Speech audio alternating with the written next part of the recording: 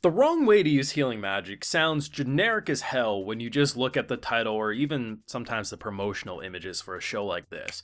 But let me tell you, you don't want to sleep on this one. There are now 2 episodes out, and believe me, once you get to the middle portion of episode 1, you're going to be happy that there's a second episode to watch as it stands.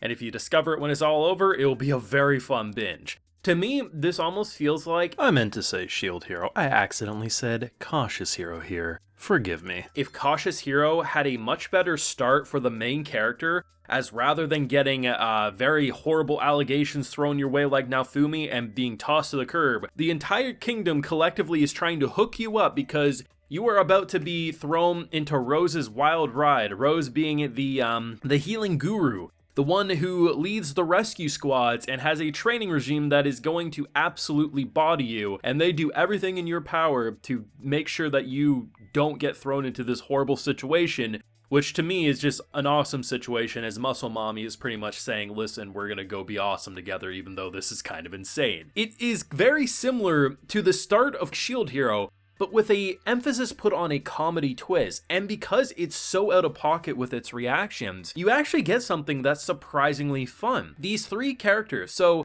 you have kind of like at the start of the show, kind of like a loser MC vibe, doesn't fit in, literally looks identical to in terms of like prettiness, in terms of the student council president, but it's anime, whatever. They pretty much immediately just become best friends because it's raining out and they walk home together. It's kind of weird, it's kind of silly, but it's like, alright, whatever, let's just move on. Let's have Truck-kun come in and Isekai our fool. And instead, all 3 of them get teleported, and apparently Usada was not supposed to, our MC was not supposed to get dragged with them, and 3 heroes are summoned. Now, they each have a unique magic. The girl has thunder magic, our boy ends up having light magic, and our main character has healing magic. And I really thought healing magic was going to be this really like lame thing in this world. No, it's actually the most rare magic seemingly. Unfortunately, there is a girl named Rose who has one of the best anime character designs I've seen this anime season, who is absolutely Dommy Mommy vibes, who is just like, listen, if I hear about anyone who has even a potential with healing magic, I'm gonna throw them through the most brutal training ever. The king, the guards, they literally try to hook my boy up,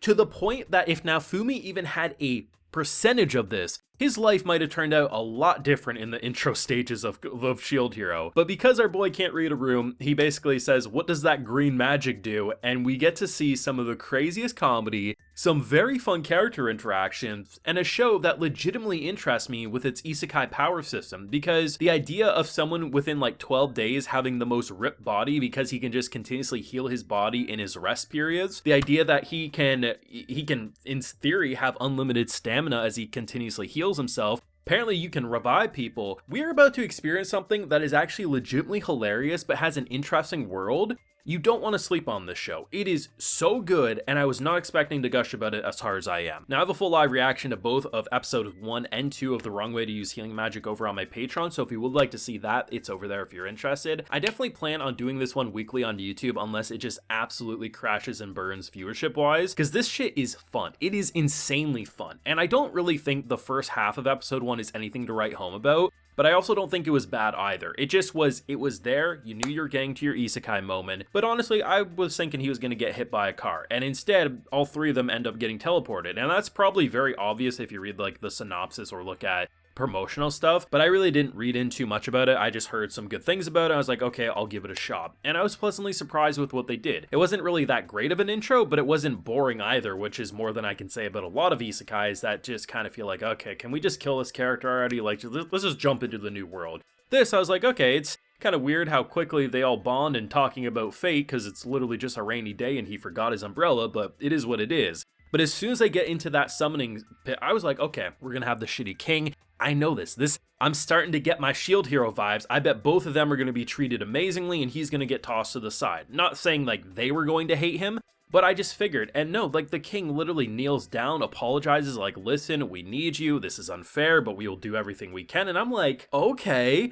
And just the fact that rather than like saying, hey, you weren't supposed to be summoned, or maybe you weren't really supposed to be a hero, Like, they legitimately were trying to hook our boy up. And because he's a bit of an airhead and can't read the room, we get introduced to one of my favorite characters of this anime season, Rose, who is absolutely insane. The training she puts our boy through, I mean, at first it's just basic sprinting, push-ups, stuff like that. By the time they come and visit him in episode 2, he literally has giant hunking slabs of rock as she's sitting on top of it, and that's considered a light training day at this point for him. That's insane. I love this. And the fact that she's turning him into her right-hand man, and she can kick him, beat him, she can literally kill him and revive him. That's how intense the training can be. And I love how collectively, the guards, the king, all they want to do is to get this kid away from her because they realize how insane she is. But I'm just like, you know what? Sign me up. I'm here for the insanity. And I love that. This is just a very fun series. And surprisingly, I like all 3 of the characters that were brought in. In episode 1, I was kind of siding with Pretty Boy because ultimately he was just like, guys, like, this is insane. Screw all of you. I was like, that's the logical reaction. And our boys just kind of sitting there like a deer in the headlights, not knowing what's going on. The best of the 3 in the first episode had to be the girl, just because she's so out of pocket and such a weeb. As soon as they start getting summoned, she's basically drooling like, wait a second.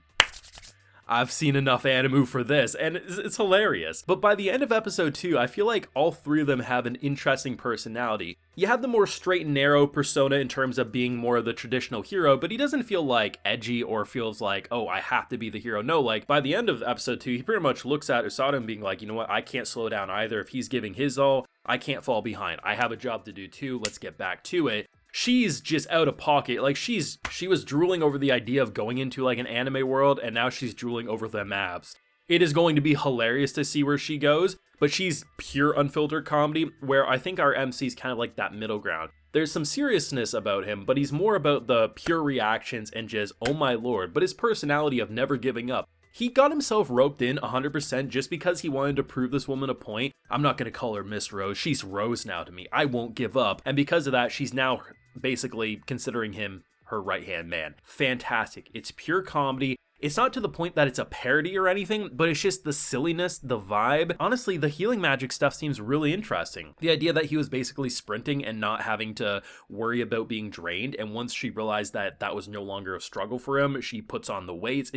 It's so good. And then there's like this crew that's kind of hanging out in the hut with him, and I thought they were just going to be creepy predatory vibes. No, they're hilarious. And when the one dude steals his lunch, they just beat each other up like Sean and Aaron from Attack on Titan. I'm like, why is this show so good? Like, I was expecting, when I see something like the wrong way to use healing magic, I'm thinking like Isekai smartphone in another world. Like, the title just doesn't give you a lot of confidence, but surprisingly, looks great. The character models are sharp, they pop out, the background details are awesome. The way they kind of do the glow for the healing magic looks cool, and I think there could be a lot of potential with the animation for action scenes, but it's way better than you expect. It's definitely above average and in a pretty good to great category right now. This 13 episode run has me completely invested. I like the characters, I like the vibe. The only thing that's like mediocre or just okay was like everything prior to them being summoned to the world, because it's just kind of like, okay, can we just speed past this? But it wasn't bad. It's just like that was the weakest part of episodes 1 and 2, but otherwise I consider everything else I saw pretty much 10 out of 10 for a pure enjoyment level, at least for me. I definitely think this is worth the watch. Definitely a great show for your Friday lineup, but let me know what you're feeling about the wrong way to use healing magic down below. Leave a like if you enjoyed, subscribe if you're around here, of course ring that bell so you can get notified when I upload more, and like I mentioned, we have a full live reaction over on my Patreon, and hey, while you're over there, you also get a video shout out. So today we have Hyun,